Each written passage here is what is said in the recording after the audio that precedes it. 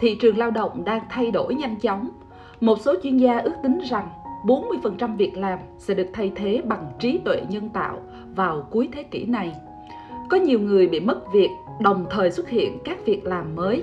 Và tin tốt là nhiều công việc trong số này sẽ được trả lương rất cao và có thể làm được từ xa hoặc tại nhà.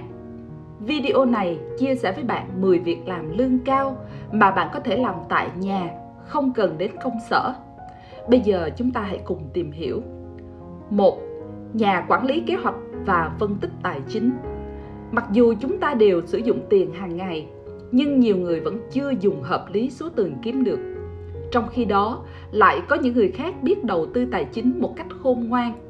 Đa số kỹ năng quản lý tài chính không được dạy rộng rãi trong nhà trường và thường bị xem là bất lịch sự khi nói chuyện về điều này. Việc không am hiểu về tài chính sẽ trở nên đáng quan ngại hơn nếu bạn bắt đầu kinh doanh. Ngay cả khi bạn có một ý tưởng đột phá, sẽ khó thành công nếu bạn không hiểu biết hoàn hảo về tương lai tài chính của công ty bạn. Một nhà quản lý tài chính sẽ lập kế hoạch tài chính, thực hiện dự báo và phân tích ngân sách công ty. Điều đó hỗ trợ các quyết định của giám đốc điều hành và hội đồng quản trị các công ty lớn. Rất ít công ty có thể có lãi và tăng trưởng liên tục nếu không có kế hoạch tài chính và quản lý dòng tiền cẩn thận. Một nhà quản lý tài chính sẽ có thể xem xét tài sản công ty, chi phí của công ty và nhiều dữ liệu khác trước khi chạy một loạt các mô hình tài chính phức tạp, giúp các doanh nghiệp hoạt động tốt nhất trong tương lai. Đây là công việc khá khô khan, nhưng nếu bạn vững nghề, bạn có thể dễ dàng làm việc tại nhà và thu về trung bình 120.000 đô cho một năm. 2. Điều dưỡng chữa trị. Cục Thống kê Lao động Hoa Kỳ dự báo là sẽ có sự bùng nổ lên đến 4 triệu công việc trong lĩnh vực chăm sóc sức khỏe vào năm 2026. Con số này chiếm khoảng 1/3 tổng số việc làm mới tại Hoa Kỳ. Và điều dưỡng chữa trị là một phần của phân khúc đang phát triển này. Trong lĩnh vực y tế, họ có hầu hết các trách nhiệm như một bác sĩ y khoa, nhưng chứng chỉ của họ không yêu cầu trình độ học vấn cao và dài như bác sĩ. Muốn trở thành một điều dưỡng chữa trị, trước tiên là phải có bằng cử nhân và giấy phép đảm bảo như một điều dưỡng đã đăng ký. Sau khi có kinh nghiệm lâm sàng, điều dưỡng này phải hoàn thành chương trình thạc sĩ và vượt qua kỳ thi cấp giấy phép hành nghề điều dưỡng của cơ quan hành chính nhà nước.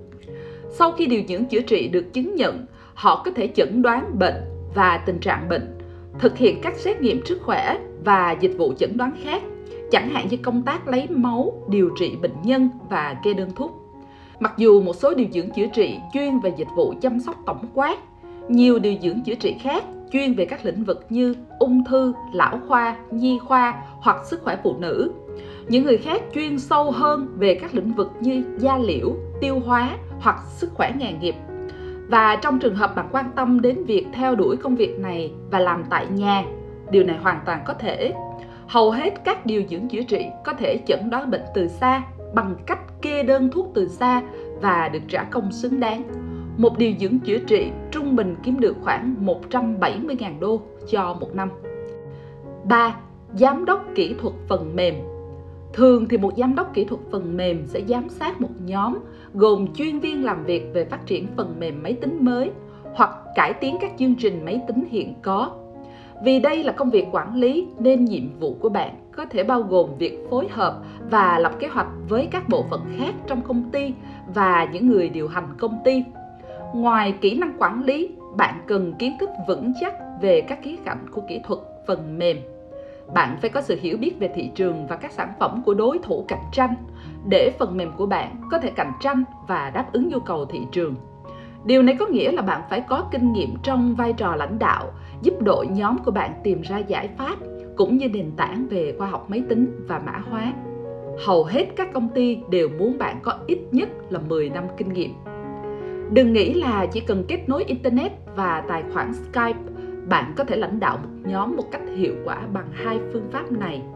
Trên thực tế, trong thời đại thông tin mà chúng ta đang sống, nhiều nhà quản lý đang làm việc với một nhóm nhân sự trải rộng trên toàn thế giới và họ bắt buộc phải thích ứng với thời cuộc.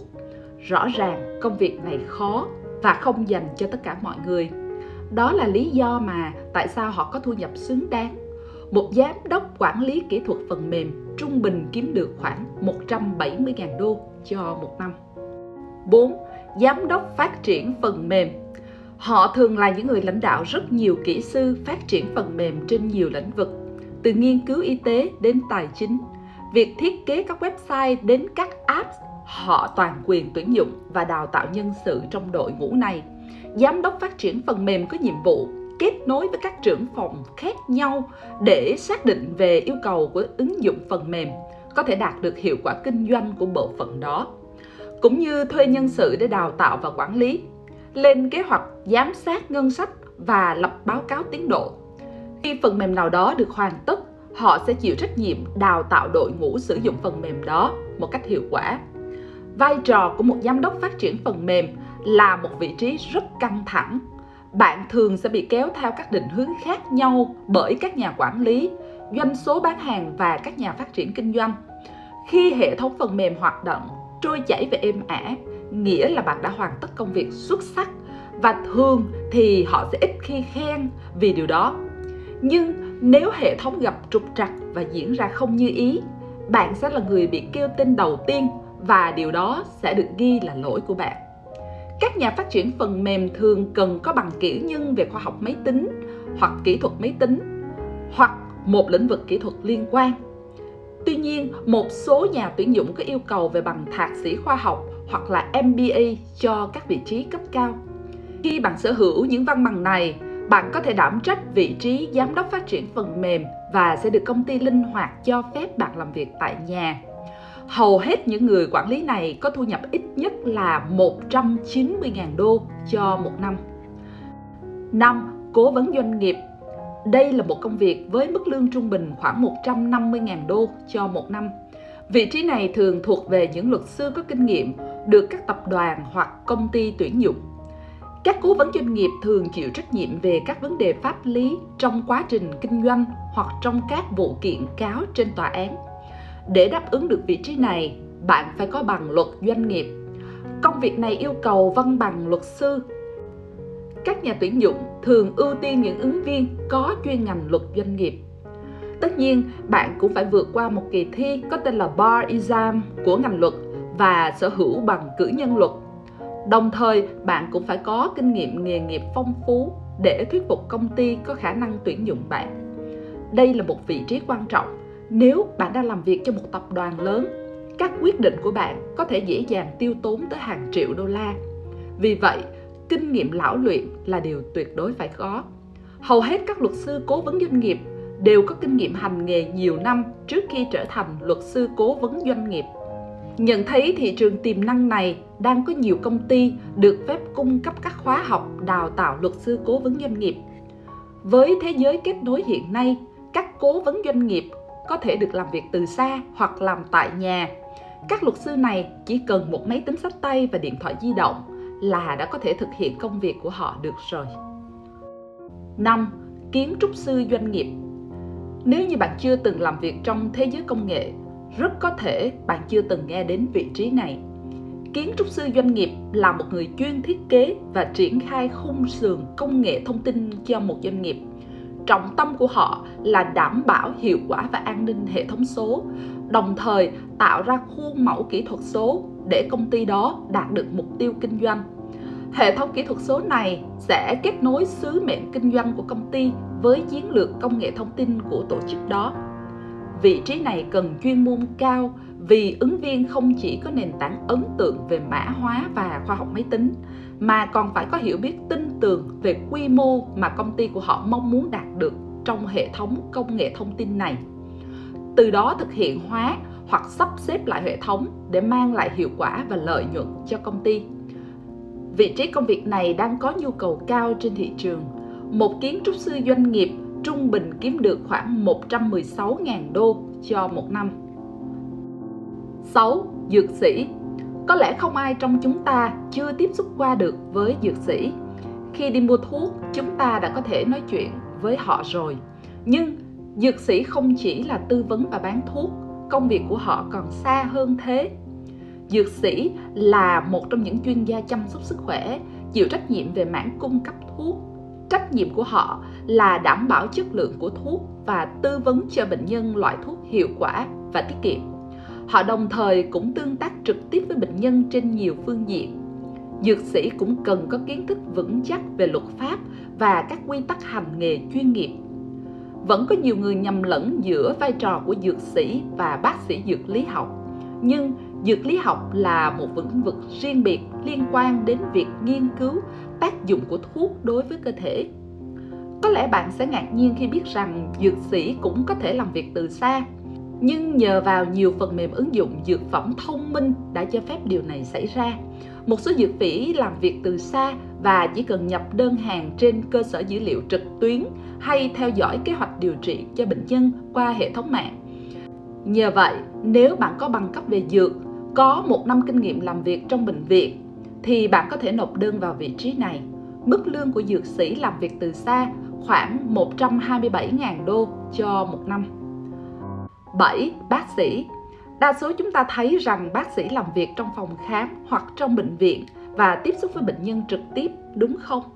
Nhưng thực tế có nhiều vị trí làm việc mà bác sĩ có thể làm việc từ xa hoặc làm việc tại nhà. Tôi ví dụ như bác sĩ tư vấn qua điện thoại. Các bác sĩ này thường làm cho các công ty bảo hiểm hoặc tư vấn y tế. Họ hoàn toàn dễ dàng cung cấp kiến thức chuyên môn y tế của họ qua điện thoại. Nếu bạn là bác sĩ chuyên môn cao, đồng thời có kinh nghiệm quản lý, vị trí giám đốc y tế là lựa chọn thích hợp cho bạn. Giám đốc y tế có thể quản lý các bác sĩ khác. Họ chịu trách nhiệm nghiên cứu và giám sát các chương trình y tế mới với các công ty bảo hiểm và đảm bảo các thử nghiệm y tế được tiến hành một cách an toàn. Giám đốc y tế cũng có thể giám sát việc tuyển dụng và đào tạo nhân viên y tế mới. Một giám đốc y tế vẫn có những cơ hội làm việc tại nhà hoặc từ xa, đặc biệt nếu họ làm với các công ty bảo hiểm và nhà cung cấp dịch vụ chăm sóc y tế ảo. Để làm việc tại nhà với tư cách là một bác sĩ lâm sàng, bạn phải có giấy phép y tế không hạn chế và được hội đồng chứng nhận có liên quan cấp.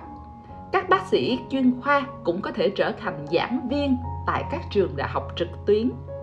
Trở thành một bác sĩ thì không hề dễ, và đây là một trong những công việc có lương rất cao. Ngay cả khi làm việc tại nhà, các bác sĩ cũng có thể thu về khoảng 195.000 đô cho 1 năm. 9. Game thủ chuyên nghiệp. Có hàng ngàn game thủ nghiệp dư không bao giờ biến sở thích của họ thành nghề. Nhưng có một nghề được gọi là game thủ chuyên nghiệp. Đây là những người chơi game với kỹ thuật cao và có thể nhận về những phần thưởng ấn tượng. Mức lương trung bình của một game thủ chuyên nghiệp thì khoảng 60.000 đô cho 1 năm. Nhưng nếu là game thủ cấp cao thì có thể kiếm được khoảng 2 cho đến 3 triệu đô la cho 1 năm. Trên thực tế, hầu hết những game thủ này đều ở độ tuổi 20 và sẽ nghỉ hưu trước độ tuổi 30. Ngành công nghiệp đang phát triển mạnh mẽ này là một phần của xu hướng chung đối với ngành thể thao trực tuyến. Tôi lấy một ví dụ về series trò chơi eFIFA của tập đoàn Valorant Dota 2.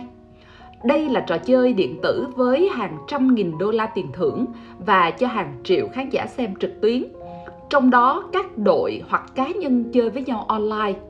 Các công ty nghiên cứu thị trường đã dự báo rằng nền kinh tế eSports sẽ còn phát triển vượt bậc.